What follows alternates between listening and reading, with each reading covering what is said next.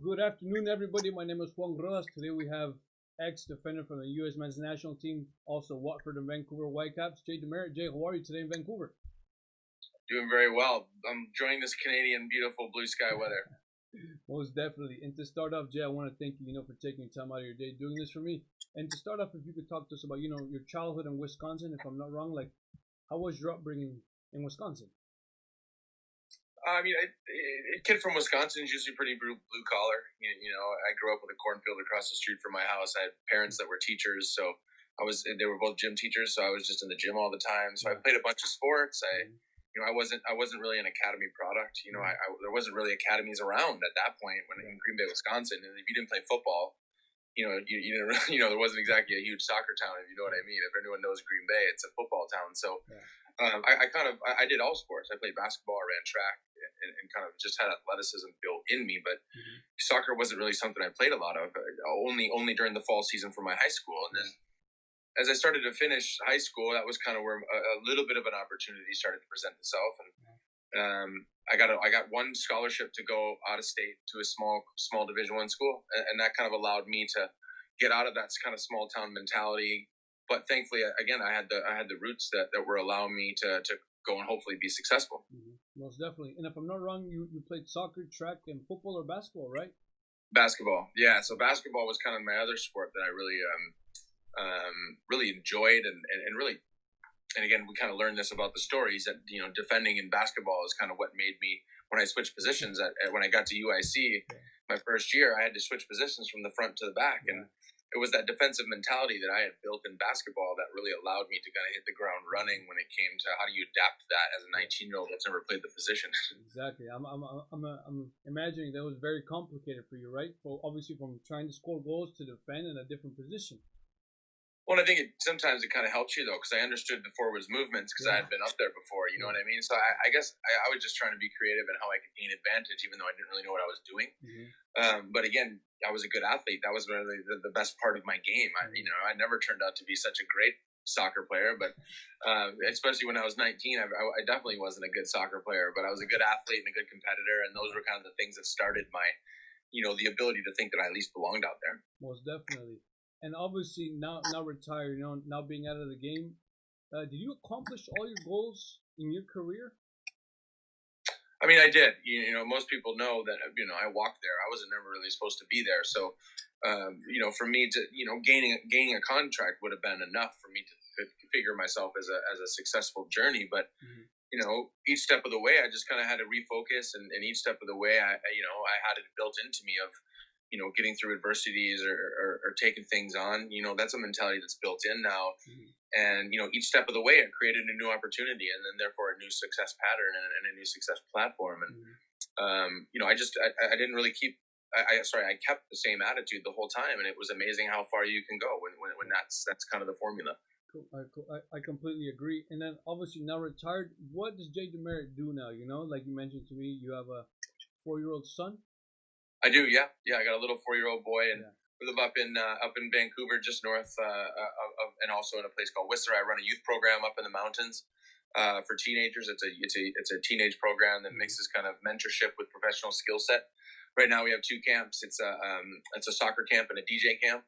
Wow. And it's a youth program for teens. I'm currently building a tech platform that's going to be a gaming learning app for teenagers that gamifies like online lessons from celebrities and cool stories and unique stories, and we turn those into digital lessons as well as interactions like TikTok challenges, but that actually have meaning. Yeah. And so it's going to be a new way that kids are going to learn, teenagers in particular. So that's kind of what I'm building on the back end of the program that's been existing for 5 years, and with that comes a charity, and that's all under Rise and Shine. So Rise and Shine again was a documentary film that was donated by $250,000 by people that are over 1,000 people that donated their money to make sure that story got told. And that's what the Rise and Shine documentary was. And now we use that as a way to inspire others to go and create their own Rise and Shine stories. Exactly. And then if I'm not wrong, you also released a track when you were at Watford, correct? That's right. You get promoted to the Premier League, you do some crazy stuff. But yeah, I had a couple good buddies that were from Minneapolis, and I went home for the off season that year, and they were in the studio. Like, oh, come on, we we redid this song called "Soccer Rocks." Yeah. It was off an old rock band called Ween, and they turned it into "Soccer Rocks," of course. And I sang it. And we sold it at the club shop for charity, and all the Watford fans bought it, and a bunch of other people bought it online. And we raised £10,000 for the UK cancer research. Yeah. That's very good, very good. And then also, obviously playing for Watford and for Vancouver, and obviously the U.S. men's national team. Who has been your favorite teammate throughout those 3 teams? Favorite teammate, probably Stu Holden. He was my roommate for a lot of the World Cup years, and you know, we have a similar humor. We just always seem to click and always have a laugh, and always the guys that were trying to get laughs out of others. And I think those kind of bonds, I think, are go way beyond the sport, and I think that you know, I would probably say him if I had to choose one. But obviously, I've had some incredible teammates both here and there, and in England, of course, there's a whole melting pot of characters over there. So you know, very fortunate to be a part of many locker rooms over the years. Most definitely. And then obviously playing in the MLS and obviously playing in the EPL and men's national team as well. Who has been the biggest trash talker on the field?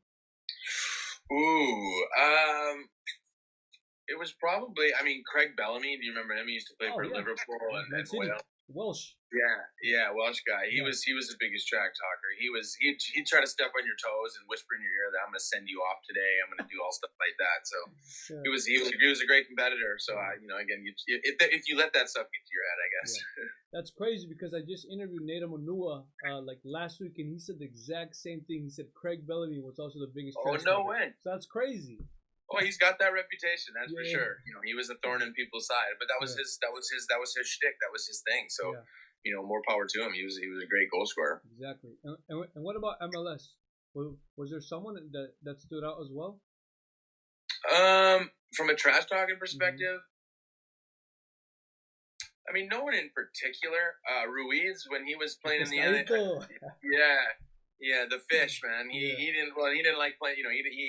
You know, he was always pumped up for our USA games too. So, you know, he trying to get guys sent off. But you know, again, he was one of those guys that really used that antagonistic environment for his advantage. Gain free kicks, get free kicks. You know, set up corners, stuff like that. You know, and he scored a lot of goals for his country too. So who's to say he was wrong? Yeah, exactly. And then, could you mention to us the toughest 4 that you encountered as well? If I'm pretty sure there's many, so if you could probably give us a list, like top 3 or something. Yeah, a top 3 is my first, mainly because it just played right up against him, and at a number 9 was Drogba, Didier Drogba. You know, when he was in his prime. You know, prime at Chelsea, when they were winning Champions Leagues and stuff like that, he was almost unstoppable because, you know, as a player, that was kind of like one of my goals was I was to try to match athleticism. Yeah. You know, I couldn't beat him. You try to push up against him, and it's like pushing against a wall. You try to get around him, and his feet are as fast as yours. You race him down to the corner flag, and he's just as faster than you. He can head it. He can head it from any angle. He can hit it he can hit a volley. His movements really. So those are the types of guys where you just kind of get lost. You know what I mean? Some of the guys like Wayne Rooney's, I can physically adapt that game to him. You know what I mean? I can be physical with him. I can disrupt his rhythm in certain ways, just from a size perspective. So, you know, those guys, you know, always were a little bit, as hard as any of those guys are, it was a little bit easier because I could affect them a little bit more. And the guy like Drogba, I just couldn't break him. I couldn't. And we played against Chelsea twice in the FA Cup too over the years for Watford. So I got to play against him like 5 times. It was just like crazy. Oh God, yeah, he had a hat trick against us in the FA Cup. He was just like one of those guys, you know, that's got your number. Yeah. And it's crazy how you guys both ended up in MLS, both in Canada. Did you ever play against? I'm pretty sure you played against him as well here in the MLS. Well, he didn't play. He didn't play on turf. He didn't come. Wow. So another Zlatan. Yeah. So he decided to miss the Vancouver road trip. Yeah. Wow, for sure. And obviously now being in quarantine, what does DeMerit do now? You know, if you could tell us about it. Mainly I'm focusing on the youth program stuff. A lot of the app again right now. That's what the main focus is because digitally I can participate. We have calls. We have developers. We have people that work from home anyway. So that industry is still moving. Yeah. We signed EA as our first partner in the platform. So we got a great company behind us now that's helping us build it and. So that's where my focus is now, because I can focus a lot on the digital side. Yeah. And then within that, I'm going to try to run a version of the program this summer for the kids to actually come up. It's only 20 kids and it's all outside, so there's nobody under the same roof for ways to kind of use COVID as a way to say that we can't do it. Yeah. We're still working on what that formula looks like. They don't start until July. And then I'm the North American ambassador for Watford, so I do some work with them. I've done some appearances all over America, and as well as going to London a couple times a year. Mainly just for fan engagement stuff and kind of help grow the Watford brand on this side of the pond. And obviously, during your 6 years, if I'm not wrong, stint at Watford, did you ever get like an English accent?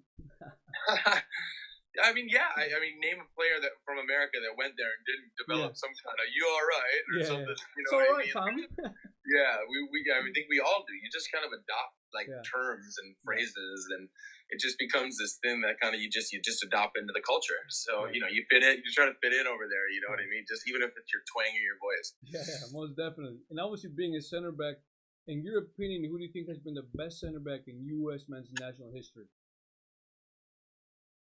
I'm gonna probably say.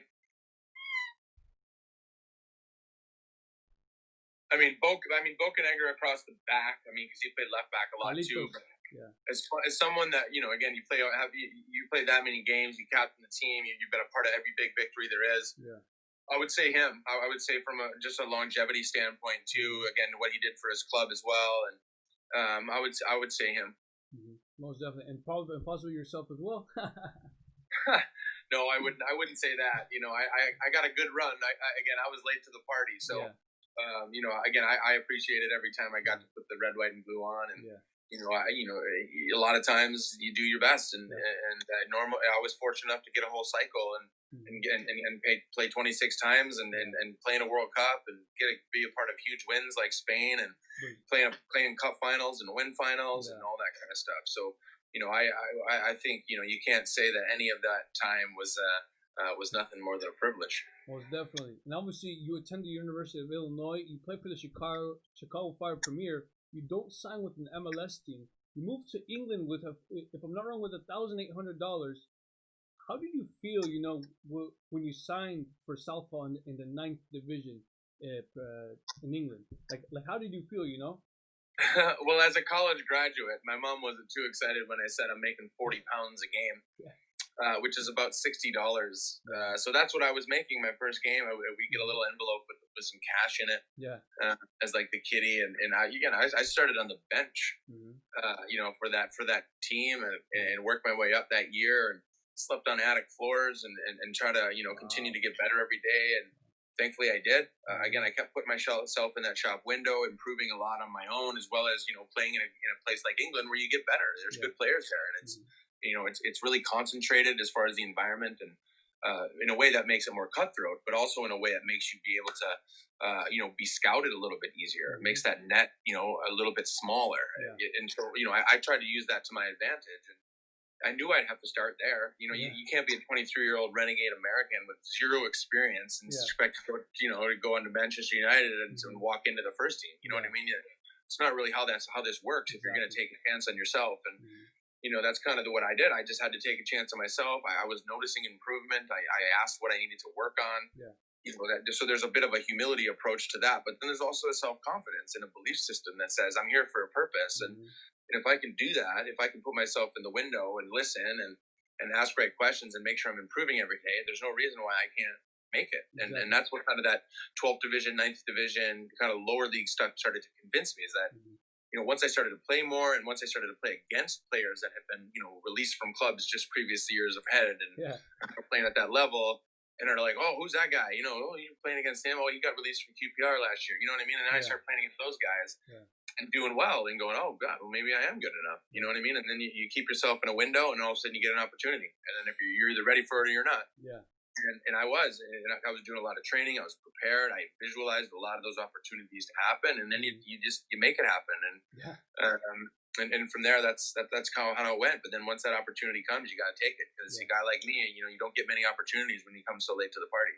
Exactly. And then a year later, you signed from Northwood in the 7th division, if I'm not wrong. How was that experience?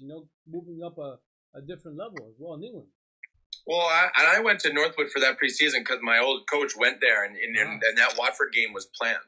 Mm-hmm. So I went there in sole focus to play against Watford in that friendly. Impressive. Well, yeah, to try to at least get a game against that team, not only to test myself again, but just to see what happens. And again, it just so happens, as timing does for people's stories, they put out the first team that day, so it was the starting forwards. Wow. And I planned international and an English international. These guys are great players, and so I was able to play right up against them. And again, as timing would have it, Watford didn't really have any cash to bring any new players in. Yeah. So they were looking for kind of diamond in the rough type guys, and I presented that. Yeah. And again, I was free, so those types of things all seemed to fit. And then I went on trial with them, and I got a couple reserve games, and got to be in the window a little bit. And sure enough, they take me on trial. I have one big game against their first team, play well enough, and I get my first contract for 1 year, 25 grand. But that was way better than 40 pounds. Exactly. How, if you could tell us, like what was going through your mind when you finally signed that professional contract with Watford? Like after struggling, leaving the States as a young adult, and your mom being kind of iffy about it. Like, how did you feel?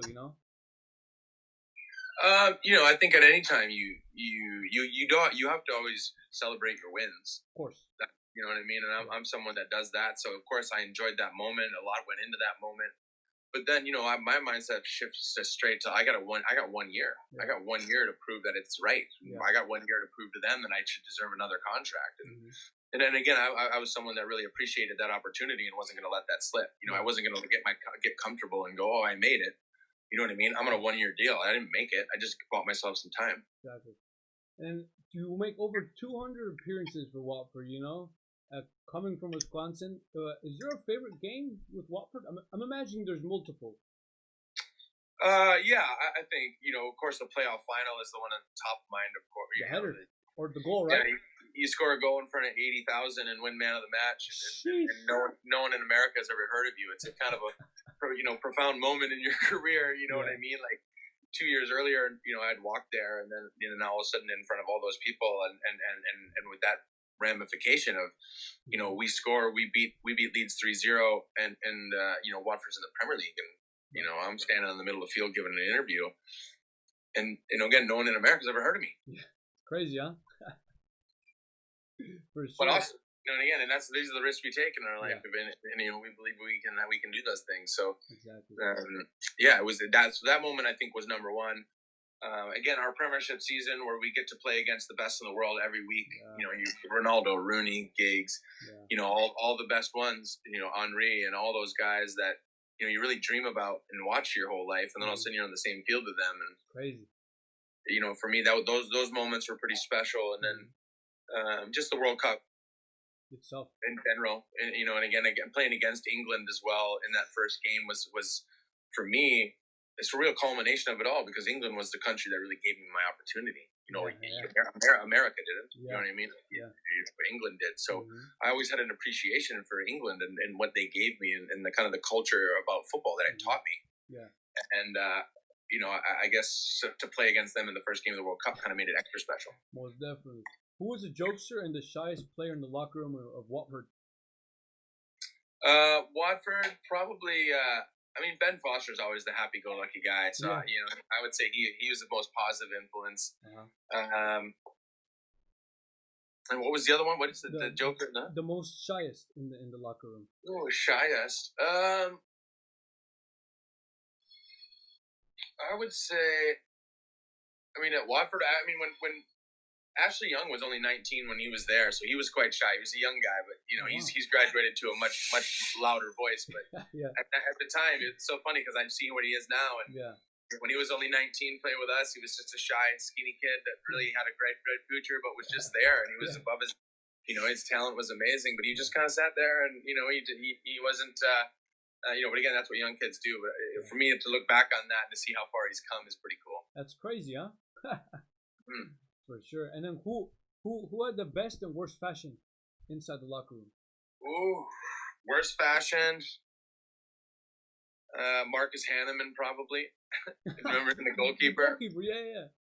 I would say probably him. Yeah. Or, yeah, that probably be it. Best fashion, probably Tim Howard, or, yeah, I'll probably say Tim Howard's probably the most fashionable. No, most definitely. And obviously in 2006, 2007, you play in the English Premier League. You know, you just mentioned to us about playing against Rooney, Manchester United, and Arsenal. But how was that experience? You know, like how did you soak that all in, playing against these great forwards, these great teams? Like, how was that? You know, for me, it was this incredible time again because you're just always excited because every week you play against the best players and the best teams. So it wasn't hard to get excited that year, to be up for games, to know that, you know, each stadium you're going to, each place you're playing, and what player you're playing against is always going to be the best in the world. So that's you know, that's a level that you know, it really has to teach you consistency because every week the guys are just as good as the last week, and in the championship it kind of goes up and down. Yeah, play against bigger clubs and you play against better players, but then you kind of, you know, you get the teams that are a little lower in that league and they're not as good. But in the Premier League, you know, it's all the best teams and all the best players. So for me, it was like that really unique ability to be up for it every game, but trying to keep that consistency over 40 plus games is hard.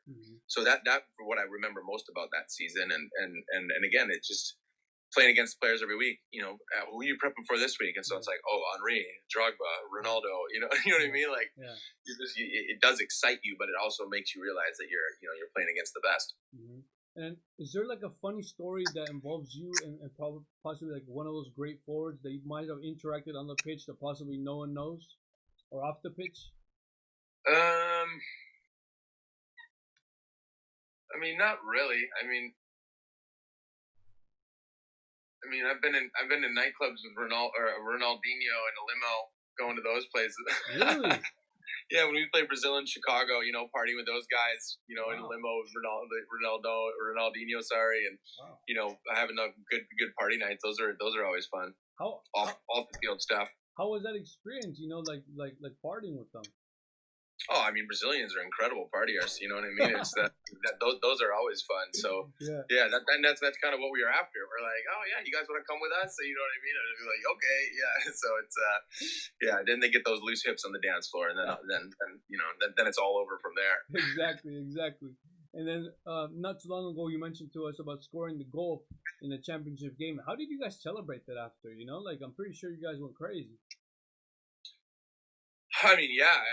I mean, those are the days you can't take away. You know, a lot of those games. You know, there's a lot of work that goes into that. So those nights are definitely ones to remember. Well, how much you can remember, I guess. But you know, and again, it's you know, when you can get the whole group together and everyone celebrates, and they know, you know, that kind of makes that whole group mentality a little bit more special. So I think those days are what we always remember.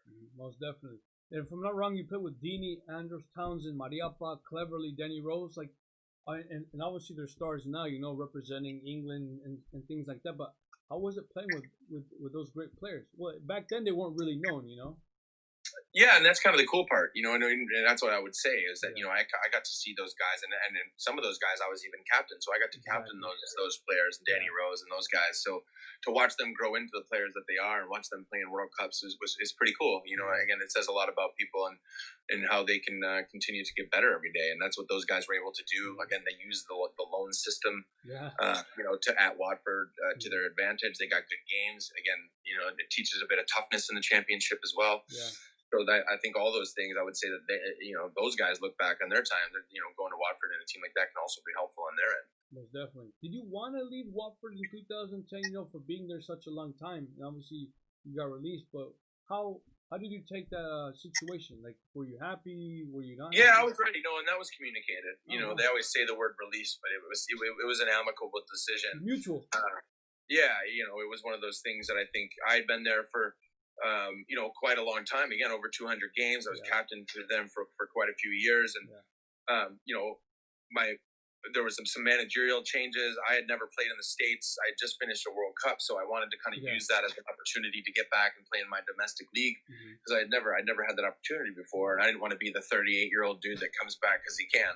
Yeah, you know what I mean. We've all seen those guys over the years in the MLS. And it was never really part of my interest, and I wanted to come back and again in my prime of my career, and be the first signing of a franchise, and that was Vancouver's opportunity for me. And again, I mean, I didn't want to pass that up. I kind of felt a little bit of a loyalty towards Watford. Even if I was going to stay in England or at that level, I would just stay there. I didn't want to. I could have taken a little bit more money to go across town, or there was some good championship contracts out there. But I'm like, I wanted a new challenge. I didn't want to be a championship player. The contracts I had in other leagues, like in Scotland or France, were good, but they weren't where I wanted to be. If you know what I mean. There's a lot of pieces that have to fit. The most pieces that fit at the time were Vancouver. Were there EPL teams that still wanted you? Yeah, I had a couple. Stoke and Celtic up in Scotland, but Celtic was trying to get rid of one of their center backs, and again, those are the pieces that have to fit. You got to sell somebody to bring somebody in, and I don't know if you remember at the end of that World Cup, like there was a bunch of center backs like William Gallas and guys like that were way ahead of me, and they didn't even get transfers. So it was like one of those things. It was a slow summer after a World Cup, and nobody really moved. And once things start moving, then guys start moving. But again, if nothing moves, then the guys stay put. And so kind of, I didn't have as many opportunities as if I would probably have liked, but I had enough. That's for sure. For sure. What's your favorite music and food of J. DeMerit? Food, I mean, I'm a Wisconsin kid. I like, steak and potatoes and vegetables, stuff like that.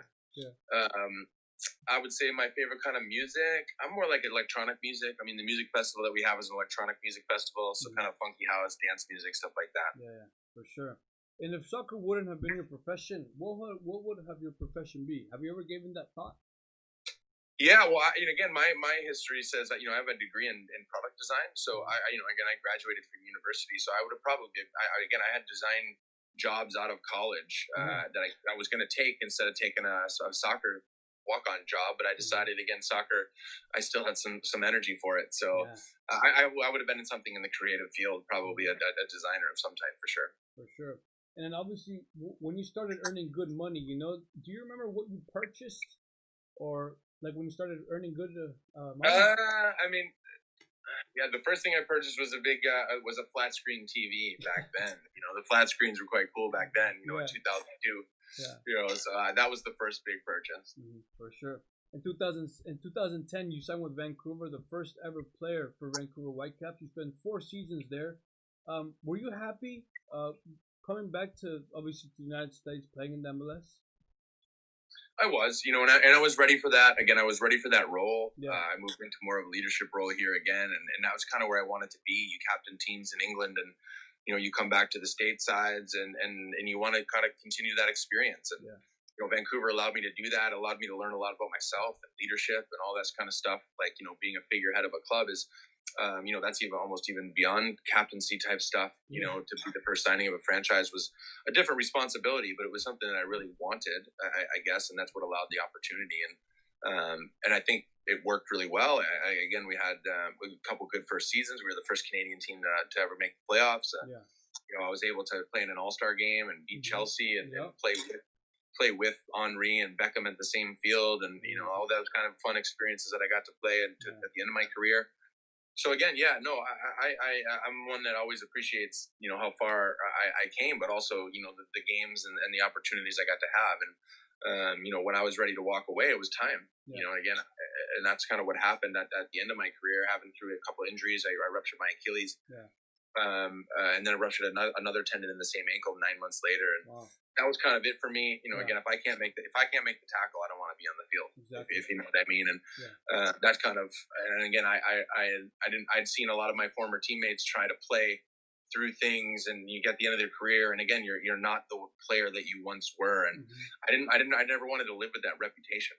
I never wanted to say, you would have made that tackle 2 years ago. You know what I mean? We've all seen that, and it's like I didn't have it in me to be that person, and because I had other interests, I have other hobbies. I wanted to graduate to other things, and again, appreciating the whole 10 years that I was fortunate to have. Most definitely. What surprised you, the most about the MLS? Because you're so used to playing at the top level in England. But what surprised you about the MLS? There's a couple things. The athleticism of the league is very good. There's great athletes in the league. Again, as it grew, I always say, like, back in the day, maybe 3 or 4 guys on MLS team could start in the English Championship, good teams, stuff like that. Now I would say most 8, 9, 10 of an MLS team starting 11 could play at top level divisions in Europe. And so again, to watch the standard grow, to watch the fan bases grow too has been really fun. And again, to get, I have Bocanegra and Buzan and those guys that are my friends down in Atlanta. It's just, watching them fill 72,000 is pretty cool. That kind of stuff is really what I've been most impressed about with the MLS. For sure. What's the biggest difference between the MLS and obviously in England? I think in England they're just a little bit more cutthroat about the whole way. Again, there's more pressure. If you lose 3 games in a row, their fans are at the training ground. You know what I mean? You play with that little bit more of a pressure, which allows the higher performance mindset, I think. And I think that's what England has better than most. I would say, I think that's the biggest difference. I would say once you get to Premier League level, it's just more of a consistency thing.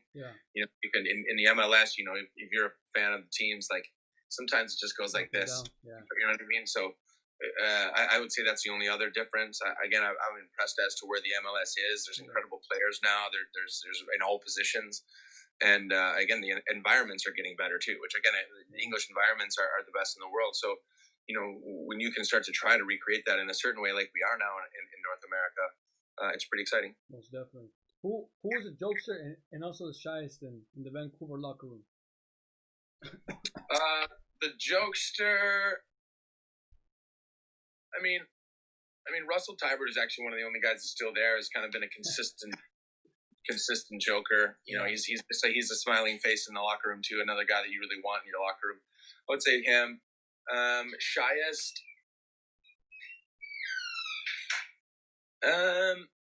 For a big superstar, maybe Pedro Morales was the shyest. That he was an incredible player. He just kind of kept himself. He's such a nice guy and quiet. And those kind of guys, the silent assassins, we call them. Exactly. And if you could talk to us more in depth, like how was it playing against Chelsea? A team that you know very well. Playing against them at Watford and then beating them. Like how was that? Well, that All-Star game was good. We had a really good team. It was this team that we again, Henry up front, Beckham, De Rosario, Landon Donovan. I'm trying to think who were the other guys there. Beta Shore, Justin Morrow. Was Wando there? Wando, yep. Was up front. You know what I mean? Like these are great players. So, again, I know that Chelsea's in their preseason and it's not awesome, but they put out their starting 11, the John Terrys, all those guys. So, it was a good game. And Colin, who was Colin, he got a concussion, so I ended up having to play it in 90 minutes. And it came right down to the wire, and those are there wasn't many MLS teams that have ever beaten in the All-Star game for the big club. So I think we all just really enjoyed those moments, and again, for me, it was playing with those other guys like Beckham and Henry. Favorite game with Vancouver? I think our first ever one, our inaugural game against Toronto. We had a temporary stadium just down the street here, and the place was rocking. And play against the Canadian rival, and we crushed them 4-2. So it was one of those days where everything worked. Most definitely. And obviously you were retired because of injuries, but was it hard, retiring from the sport that you loved? Was it difficult? It's always difficult to deal with that that realization. You know what I mean? But again, when you're prepared for it, it's going to happen. You shouldn't be that surprised. So I guess for me, I wasn't that surprised. I was, again, having someone of other interests, but it's the realization that the thing you've worked most of your life for, you're going to have to start over with. It's always certainly a challenge, and that first you got to get to that acceptance level, and it takes a little bit of time, but generally it's worked. Most definitely. March 28th, 2007. I'm pretty sure it's a special day in your life. You debut against Guatemala, my country. If you could talk to us about, like how was it experience representing your country? Like was it everything that you expected? Singing the national anthem. How was it? Yeah, it was, and it's funny you say that because one of the guys that was playing Guatemala, Pablo Melgar, I went to university with him. What? In Chicago. So yeah, to play against him in that Wow. game was cool, and he was a good. He came to UIC in Chicago for a year, and I played with him, and Wow. so that kind of made it pretty cool too. And my dad flew out from Wisconsin to be there, and it was one of those things, yeah, that you put a lot of work in, and I was 27, so I was older, and kind of one of those things. You get the first call, and yeah, you don't really know what the jersey feels like until you put it on, and it's your country's colors, and it's got your flags on it and stuff, and then you kind of start to figure out what that represents. Mm-hmm. Did you exchange jerseys with Pablo? I'm imagining. Of course. Yeah. Of course. Yeah. Sure. Favorite game with the national team? From the 26 games that you played for your country. I would probably say the Spain game. Yeah. Was probably my favorite. Sure. Again, they were the best team in the world. Yeah. We snapped their game streak. We 35 game unbeaten streak. We deserved to win. Everyone did their jobs. Yeah. Everyone played so well. And I think those team performances are pretty special. Mm-hmm. And if you could talk to us about about that game again, beating Spain 2-0, and if I'm not wrong, you played extremely well in that game, but playing against Villa, Silva, Ramos, Piqué, Puyol, like these top players, and I'm pretty sure no one really gave you guys an opportunity of thinking of that you guys were going to win. You played 90 minutes, what was going through your guys' mind, Well, I mean, in all honesty, one of the good things about Bob Bradley is that he always had pretty sought out and factored in game plans. And, we had a very factored in plan. Everyone knew what their jobs were. Everyone stuck to their roles. Mm-hmm. If we score, let's do this. If they score, let's do this. If there's, what I mean? Bob was great at that and his tactics. And again, we were to protocol. You know what I mean? Team efforts are a together thing. And I think that team personified teamwork. I think everyone knew what they brought to the table. Every player kind of brought a different character, but together we really liked playing with each other. And I think, again, those performances is when that really showed. Exactly. And then you guys make the final, play against Brazil, against Ronaldinho. The crazy game, you guys were up 2-0 at halftime, and somehow, some way, Brazil comes back, beats you guys 3-2. You could talk to us, about that game and what happened after the game. Like what did Bob say? There's disappointment all around. If America wins their first, international championship, that's a pretty big feat, and it puts U.S. soccer on a whole new level. Yeah. So that was the disappointing part, was that we had it, and unfortunately it didn't factor. But what it did allow us to see was the true colors of Brazil and how good they are. Yeah. And when they turn it on, they're unstoppable, and that showed that in that second half. And guys were interchanging. You had Maicon playing up front. By the end, Lucio scoring goals with his head. These are the guys that really stepped up. So I guess to be on that field was pretty incredible. But to see the power of Brazil in those games was pretty special as well. For sure. In 2007, you guys end up winning the Gold Cup, and obviously you were a part of that squad. How was that? Lifting that trophy, and Mexico not winning it, because Mexico is like the biggest rival. How was that? Yeah, I mean, again, anytime you lift a trophy, it's special because again, there's that special bond between the players and what it takes to get to that trophy lifting up. You know what I mean? And Gold Cup was my first championship, with the national team. That was the first time I had ever won anything with them. Yeah. So, again, those types of things from accomplishment side of life and, your experiences and things like that, that's kind of what I look to from those games. And again, just happy to be a part of them. For sure. Something that us, the fans, don't know about DeMerit, something, outside of the soccer world. I use my degree. I own a stereo company. I create concept stereos up here in Canada. We recycle wood and turn them into wood stereos and coffee tables and cool stuff like that with speakers built into them. So I still stay back to my design roots. And, that's probably what most people don't know.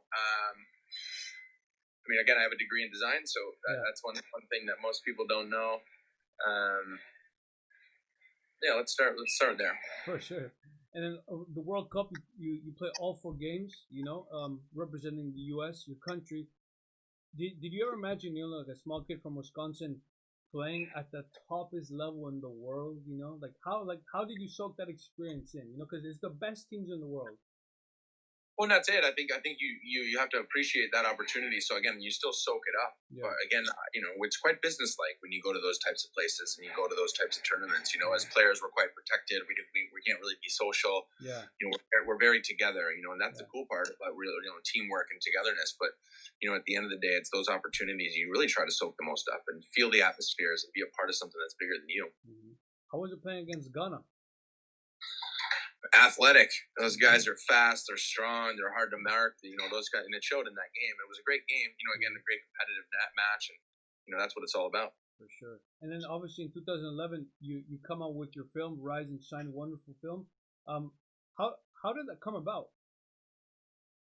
Well, I got approached by a couple guys just before the World Cup, and again, hiring a guy on Craigslist and making sure that there was a camera there to get reactions and stories, and then it went to Kickstarter, and the passion soccer community raised $220,000 to turn it into a documentary film, and again, something that was so much bigger than me. Mm-hmm. And now with the U.S. men's national team, Berhalter, I'm pretty sure that was your teammate. How do you look at the squad right now? Because we had Zach Steffen come up a couple weeks ago saying that there's no identity within the club, but how do you look at this men's national team right now? Like, what is it lacking? I think it's a work in progress. I think it's they need to find their identity again. What that looks like again is up to Greg Berhalter, and I think when that happens, then they can start to have the players that are going to be the parts, and then once those parts start functioning together, then they can start to create those wins. So again, it's a process in all things. The toughest moment in your career? I think it was my eye surgery in 2010, just before the World Cup. I had a full transplant in my right eye for my cornea, and again, I had worked so hard to get to the point. I beat Spain. Yeah. I'm in that team. I'm starting in a World Cup, and all of a sudden, I'm blind in my right eye. So to come back there, and I sat in the dark for a month, just trying to make it heal. I played with a stitch in my eye, and then eventually made it. So that adversity for me was the hardest thing. Thank you for watching my video. If you guys could share it with your family members and friends, that would be much appreciated. To all the people around the world who watch my videos, thank you so much. If you could like and subscribe to my channel, I would love that a lot. Until next time, thank you.